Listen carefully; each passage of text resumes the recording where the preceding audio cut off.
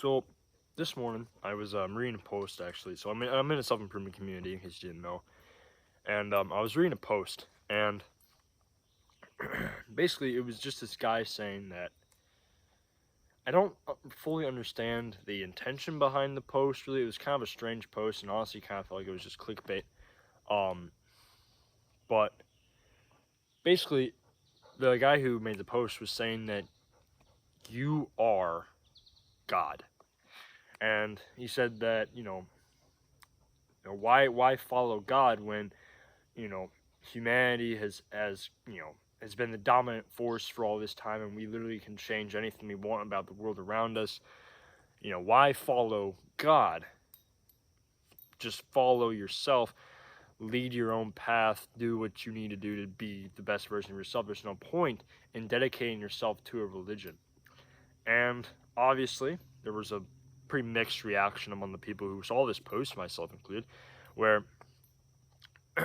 you know, there were a couple people out there who were on this post saying like, you know, religion is stupid. You don't need religion. I believe there was one guy, I don't remember the name or whatever, but he said he commented on this post saying that, um, basically that through free will, like God gave us free will. That's why we were able to make the decisions that we are. That's why we have the ability we are. So we should still worship God, even though we have a lot of control over the world around us. It doesn't make us gods. We need to still worship the Creator. And then, of course, somebody commented on his comments saying, it was through evolution and through years of natural selection that we developed the intellect to create religion. And it was just a lot of annoying, classic religion bickery going on this community post. And it just kind of reminded me the importance of having faith in your life, the importance of following God. Now, wherever you believe in, right? If you believe in God, you don't believe in God, you actually do have a God. You have somebody or something you look up to no matter what, right? Because a god is literally just something or someone that is the highest thing, right? In this universe, there's always going to be something greater than another thing, right? um the the ocean is stronger than you, right? You can be battered by it, you can be killed by it, you can be destroyed by it. The ocean, the weather, and the earthquakes, and the earth is stronger than a human. We can affect it, but in the end, it is more powerful than we are, right? The sun is more powerful than the earth, right? A bigger star is more powerful than the sun. A black hole is more powerful than the largest star, right? A galaxy has more energy, more power, is greater than even the largest black hole, right? And the universe, in its infinite vastness is, of course, going to be greater than any galaxy, right? So there's always going to be something greater and greater and greater and greater and greater than the smallest of things, right?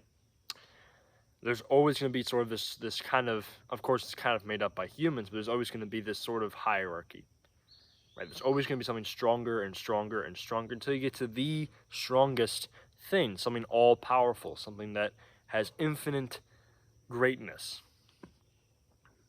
But as humans, it's difficult for us to grasp that, right? Because something with infinite greatness doesn't always directly affect our lives. At least it doesn't seem that way. And so in our lives, in the way we live, the way we think, the way we interact with the world around us, to us, the greatest thing that affects our lives, that becomes our God if we don't believe in God or Allah or whatever you believe in. So basically, let me give you an example, right?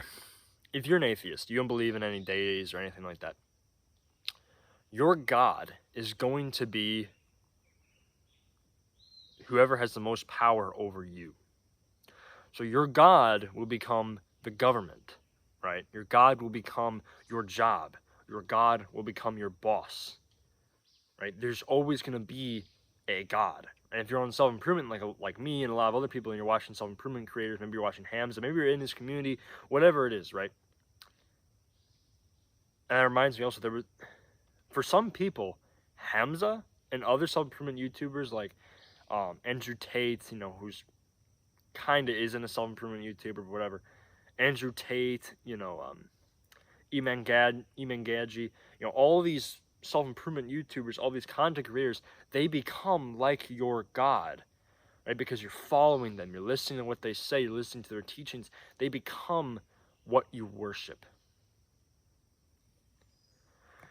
In fact, there was a comment on this post saying that Hamza should be our God. We should follow everything he says. And that just blew my mind, that somebody can literally say, this human who makes mistakes, who is known for making mistakes, who is known for teaching us about the mistakes he's made, right? This human being who is known to be imperfect, just like everybody else, is elevated to a godlike position to these people. And that just baffles my mind. Now, obviously, what I'm trying to get at here is, so, by putting something other than God in the place of what is most valuable to you, like what your quote-unquote God is, what you are worshiping, what you are putting, what you value most in your life, and that becomes your God, basically your life is going to be pretty terrible, right? It's pretty clear, right? If you are dedicating 100% of your time, 100% of your energy to something that really doesn't, really in the grand scheme of things, doesn't 100% matter, right? If you are dedicating 100% of your energy to following, to basically worshiping, to praising a human being, your life is not going to be that great, right? You're going to have uncertainty. You're going to feel lost. You're not going to know who to look to. You're not going to know what to do, right? Because you're just following a human being who makes mistakes. So you're going to make the same mistakes that human being is going to make in the future because you're just doing everything he does or she does, whatever it is. But if you put 100% of your energy, 100% of your faith into something that is perfect, into God, then your life, how you see the world around you, obviously you're still going to make mistakes, you're still going to be human, you're never going to be perfect.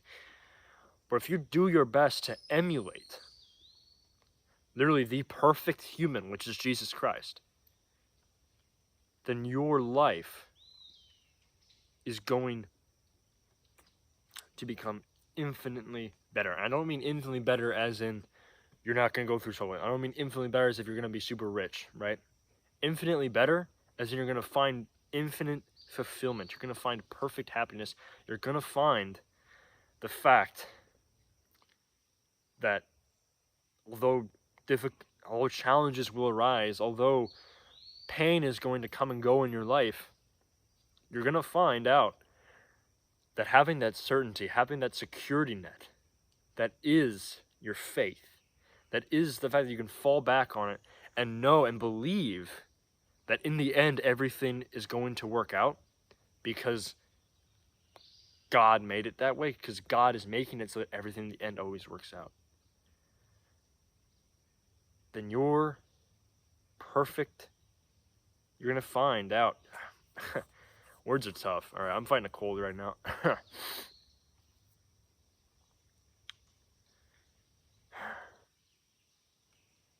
What I'm trying to get at here is you have to get your priorities straight. You have to realize that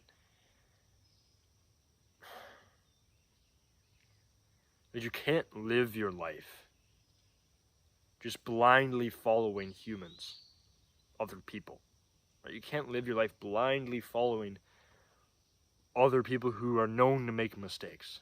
But you can live your life literally like blindfolded, hands behind your back, following Jesus, following God, because God is perfect.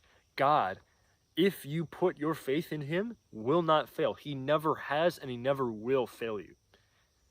Right? Although tragedy happens, although horrible things happen, although it's difficult to believe in him because sometimes he can do some pretty terrible and cruel things, I'm not going to lie to you, right? I have been in shouting matches with God before, right? But the thing is, what you need to realize, and it's very difficult to realize, and it has took me a long time to realize this, that when he seems most cruel, when it seems like he hates you, that's when he's showing his love the most.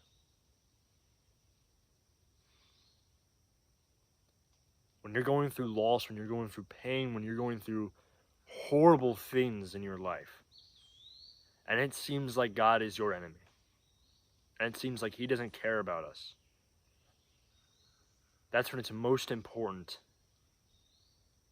to have faith. That's all I got for today. God bless you. Stay wild.